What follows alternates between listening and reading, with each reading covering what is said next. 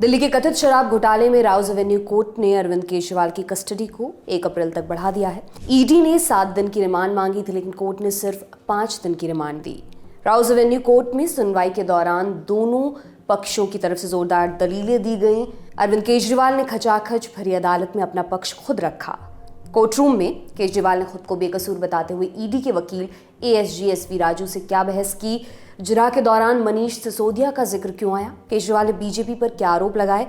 इस वीडियो में इन सभी सवालों का जवाब देते हुए 28 मार्च को कोर्टरूम में हुई बहस पर सिलसिलेवार तरीके से बात करेंगे। राउज एवेन्यू कोर्ट के विशेष न्यायाधीश कावेरी बावेजा के सामने ईडी की तरफ से पेश हुए एएसजी एसवी राजू ने जब अपनी दलीलें खत्म की तो दिल्ली के मुख्यमंत्री अरविंद केजरीवाल ने अदालत से अनुमति लेकर अपनी बात रखनी शुरू की। अरविंद केजरीवाल ने बहस हिंदी में की। केजरीवाल ने कहा कि हम ईडी अधिकारियों का धन्यवाद देना चाहते हैं, हम सहयोग कर रहे हैं। ये केस 2-2.5 साल से चल रहा है, मैं कुछ बोलना चाहता हूं। कोर्ट ने इजाजत दी। लाइव लॉ की रिपोर्ट के मुताबिक केजरीवाल ने कहा ये केस 2 साल पहले से चल रहा है। अगस्त 2022 को सीबीआई का केस फाइल हुआ था, फिर ईसीआईआर हुई। मुझे गिरफ्तार क्यों किया गया जबकि किसी भी अदालत ने मुझे दोषी नहीं माना है। ईडी की मंशा मुझे अरेस्ट करने की थी। मेरा नाम सिर्फ 4 लोगों के बयान में आया। जिन लोगों ने मेरे पक्ष में बयान दिया था उनके बयान जबरन मेरे विरोध में दिलवाए गए हैं। ये आपको तोड़ना चाहते हैं। केजरीवाल के इतना कहते ही कोर्ट ने कहा कि आप जो बोल रहे हैं वो सब लिखित में क्यों नहीं देते। इस पर केजरीवाल ने कहा मैं बोलना चाहता हूं।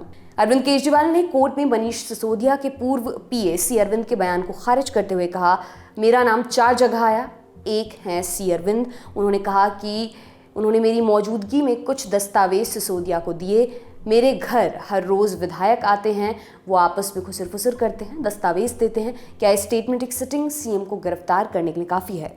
अरविंद केजरीवाल के इस बयान पर ईडी के वकील एएसजी एसवी राजू ने उन्हें टोका तो केजरीवाल बोले राजू साहब मैं आपसे आशीर्वाद चाहता हूँ, प्लीज़ मुझे बोलने दीजिए।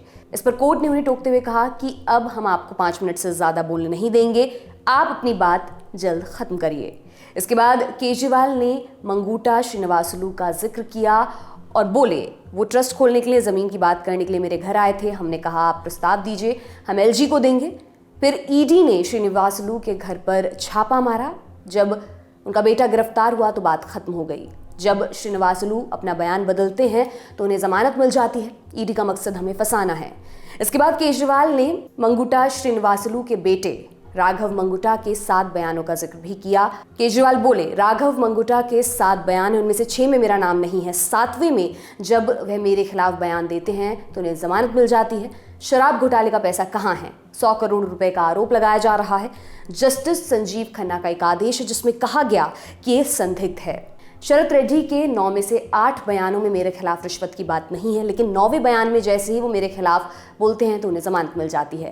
केजरीवाल ने आगे कहा मैं केवल ये जानना चाहता हूं क्या ये 4 बयान एक सिटिंग सीएम को गिरफ्तार करने के लिए पर्याप्त हैं? 1 लाख पेजेस जो ईडी के दफ्तर में हमारे फेवर में वो रिकॉर्ड पे नहीं लाए जाते हैं। केजरीवाल ने सुप्रीम कोर्ट के फैसले का हवाला देते हुए कहा ये जो 100 करोड़ बोल रहे हैं वो तो असल में कहीं नहीं है। ये असली शराब घोटाला शुरू होता है ईडी की जांच के बाद। ईडी के 2 ही मकसद हैं, एक आम आदमी पार्टी को खत्म करना, दूसरा वसूली रैकेट चलाना जिसके जरिए वो पैसे इकट्ठा कर रहे हैं। इस पर ईडी ने आपत्ति जताते हुए कहा इस मौके पर इन बातों की कोई रेलेवेंसी नहीं है। हालांकि केजरीवाल ईडी को काउंटर करते हुए कहते हैं कि शरद रेड्डी ने बीजेपी को 55 करोड़ दिए, मेरे पास सबूत हैं, ये रैकेट चल रहा है, मनी ट्रेल स्टैब्लिश्ड है। उन्होंने बीजेपी को 50 करोड़ रुपए गिरफ्तारी के बाद दिए। केजरीवाल ने इस दौरान ये साफ कह दिया कि ईडी जितने दिन हमें रिमांड पर रखना चाहे हमें मंजूर है। उसके बाद केजरीवाल की ओर से पेश हुए वकील और ईडी की ओर से पेश हुए वकील एएसजी एसवी राजू के बीच तीखी बहस होती है। इस दौरान गोवा चुनाव का जिक्र भी आता है। ईडी की ओर से आरोप लगाए गए कि केजरीवाल अपने फोन का पासवर्ड शेयर नहीं कर रहे हैं। पूरी सुनवाई के बाद कोर्टरूम से बाहर आए केजरीवाल के वकील रमेश गुप्ता ने क्या कहा, सुनिए। खासतौर पर उन्होंने जो दलीलें दी कोर्ट को लेकर, नहीं, जज साहब ने कहा कि आज तो ये रेलेवेंट नहीं है, पुलिस रिमांड की बात है और अल्टीमेटली मिस्टर केजरीवाल ने कंसीड किया कि मैं तो कोऑपरेट करने को तैयार हूं, आप जो चाहे मेरे को कस्टडी में रख सकते हैं, मुझे कोई इतराज नहीं है। पर हमने ये कहा कि ये बात तो ठीक है कि ये वॉलंटरी कहने को तैयार है कि कस्टडी में रखिए, पर जो ग्राउंड इन्होंने लिए हैं वो हम अपोज कर रहे हैं। इन ग्राउंड्स पर रिमांड नहीं होना चाहिए। हमने हालांकि कंसीड किया, उस ग्राउंड पर अब रिमांड देना चाहते थे। के स्टेटमेंट को ईडी ने अपोज किया कि इस तरह से ईडी को तो तकलीफ होगी ना जब वो कहता है कि 50 करोड़ जिस अक्यूज ने दिए हैं वो भी आप इन्वेस्टिगेट करो। कोर्ट रूम में अरविंद केजरीवाल ने आज सबके सामने अपनी दलीलें खुद रखी। इस दौरान सब उनको सुनते रहे। हालांकि बाद में अरविंद केजरीवाल की दलीलों पर ईडी ने उनके वकील से बहस की।